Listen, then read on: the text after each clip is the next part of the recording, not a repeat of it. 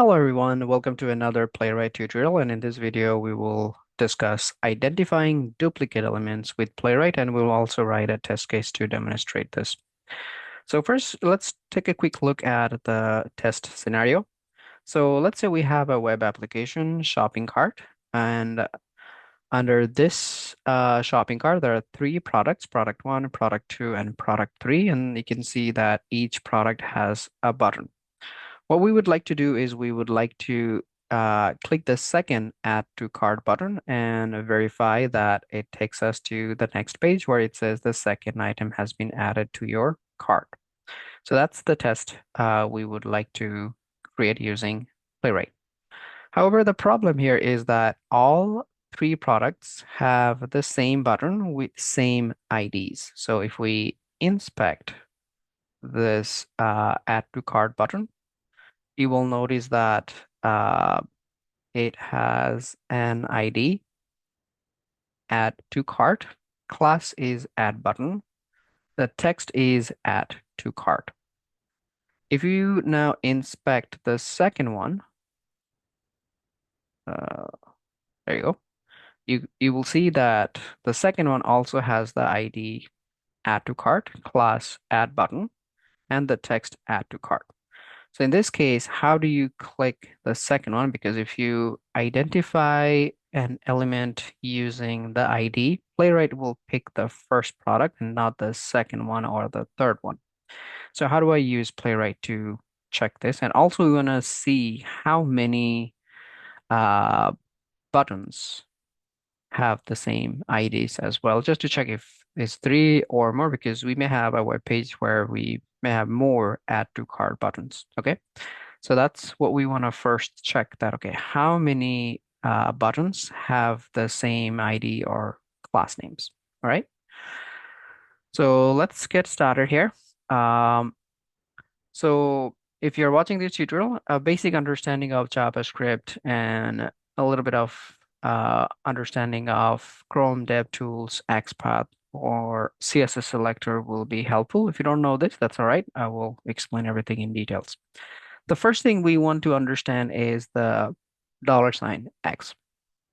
The $X is a function in Chrome DevTools for selecting elements using XPath.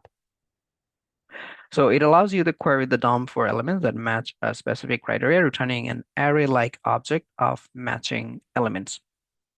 So we want to use that $X to check how many elements I have on this page that has either the same class name add button or ID add to cart. So let's look at the syntax for the $X. So to do this, we have to first open the Chrome DevTools, and then this is the syntax to check an element. So $X parentheses, then we will have to use the ID. So whatever the ID here, we have to pass the ID. So in this case, our ID is going to be add to cart. Okay. So we will follow the same syntax. So I'm gonna open the console tab and start writing here using the $X function. So let's put dollar and X. It may give you some hints so that you don't have to memorize the syntax. So $X, then you write parenthesis, then double quotes, / star, which means you are looking at the whole DOM. Okay, after that, we need to put the square bracket, and then we need to use at. Since you're looking for ID, you're going to write ID equal. Now I'm going to use the single quotes because we already used double quotes, so I can't use the double quotes again. And the ID we have is add to cart, so I'm going to write add to cart. Complete the quotes, square bracket, and the double quotes, and the parentheses. So that is the syntax we need to write to identify an element using the X. But now I'm going to press the Enter key. Once you press the Enter key, you should be able to see the details. You can see that there are three elements we have discovered that has the same ID. So this is the first one, which has an index number 0. So it is an array. And if you have some understanding of an array, you know that the first item of an array has an index number 0, the second one is 1, and the third one is 2. So you can see if I hover, it shows the index number of each of the elements. So if I'm looking for product to add to cart, that means I'm looking at the index number 1. Okay, so that's how we can identify something using the $X, which is used for XPath. Now we can also use CSS selector too, which is often used um, for identifying elements too. And this is CSS selector is a little bit faster compared to XPath, but both are used for identifying elements. So syntax for the CSS selector would be document.query selector all, and in the parentheses, we will pass the ID. Now, one more thing to keep in mind that if you want to identify something by the class name, then you have to use a dot. So you have to say dot, whatever the class name. So I'll show you that. So let's go ahead and identify this. So I'm going to say document dot query selector all. So that's the syntax, parenthesis.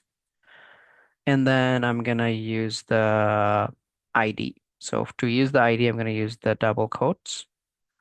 And the ID is going to be, let me just double check. Sorry, in the Elements tab, you can see add to cart, sorry. So we're going to use that ID, and proper syntax is going to be in the parenthesis, we're going to use the square bracket to write the ID. So square bracket ID equal to the same thing, add to cart. Complete the square bracket and complete the double quotes and complete the parentheses. And just press the enter key.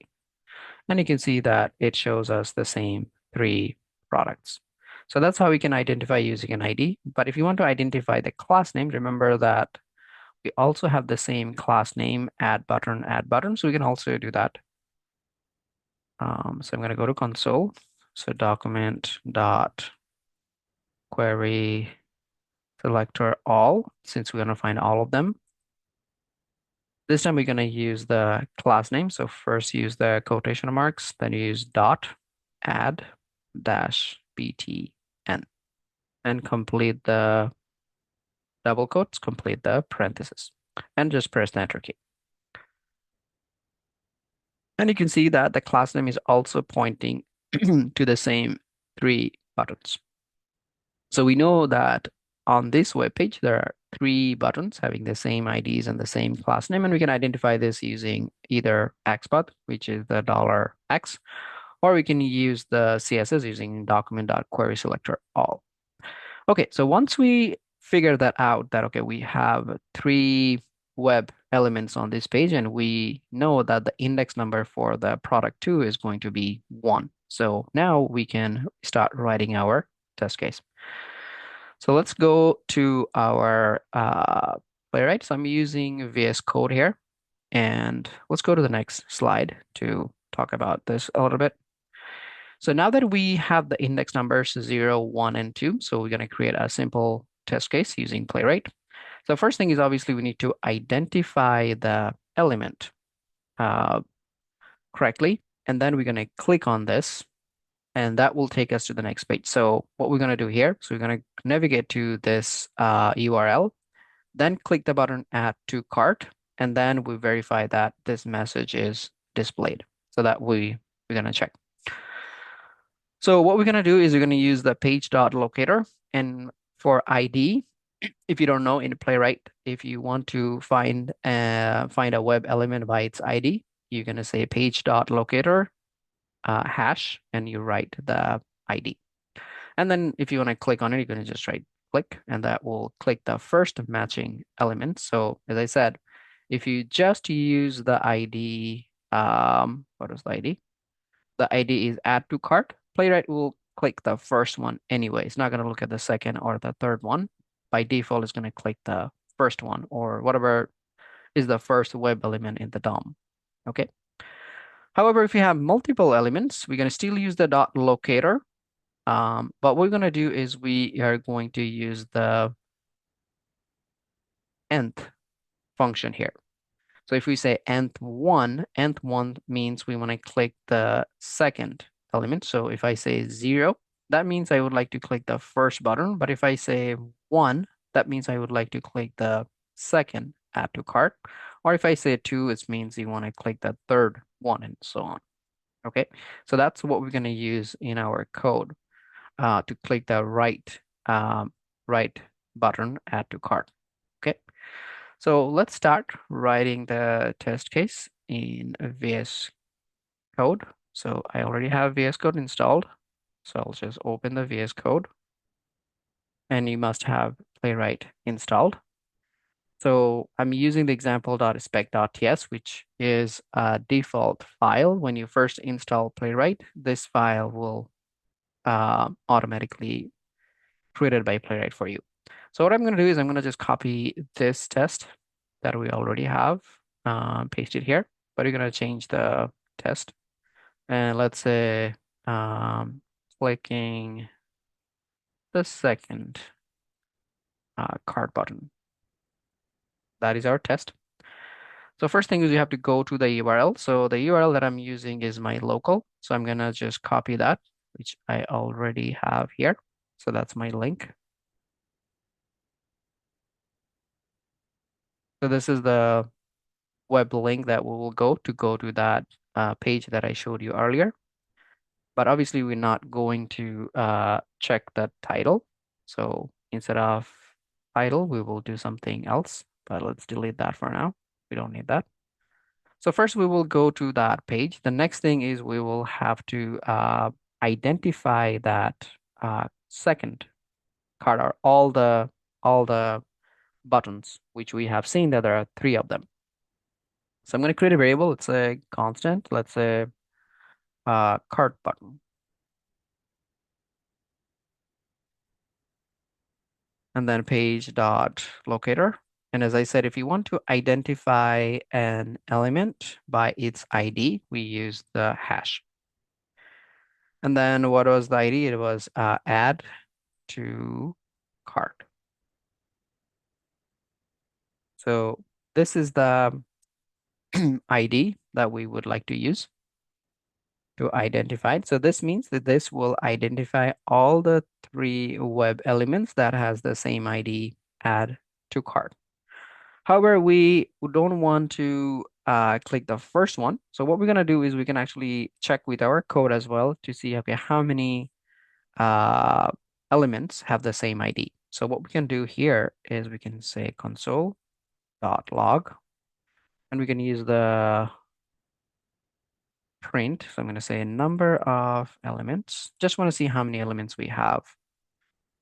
Okay, and then we will do this here using another function. So I'm going to say cart button dot count.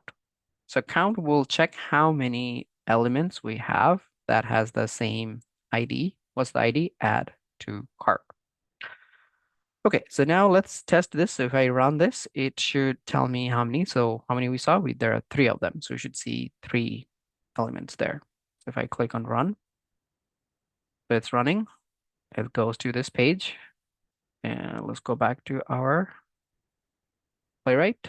And as you can see here, it says number of elements, 3. So there are 3 elements that have the same IDs.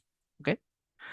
So, all right. So that is a confirmation, just to making sure that we have exactly 3 items.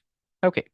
So now since we want to click the second item, so I'm going to write a text here. So clicking the second cart button. So in order to do this, I can create an if condition. So if I'm gonna make sure that the count is greater than 1. In that case, we're gonna click the second one. So I'm gonna say await cart button dot count. And I want to make sure this is greater than 1. If it is greater than 1, then we will click the second item. So cart button dot nth.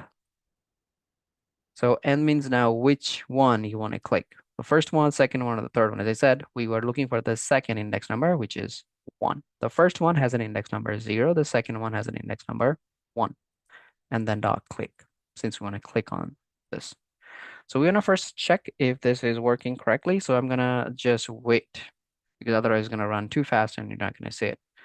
So I'm going to say await page dot wait for timeout. Let's wait for 3 seconds just to see if it clicks the second one or not. Okay. So let's run this test case and to close this one and run it again.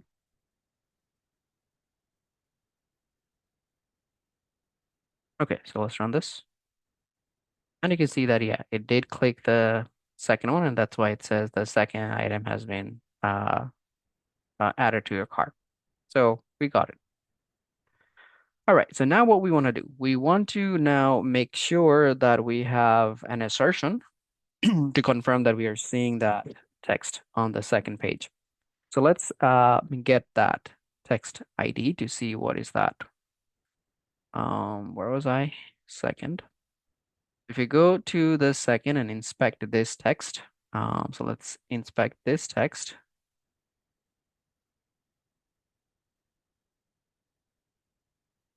So this text has an ID cart message.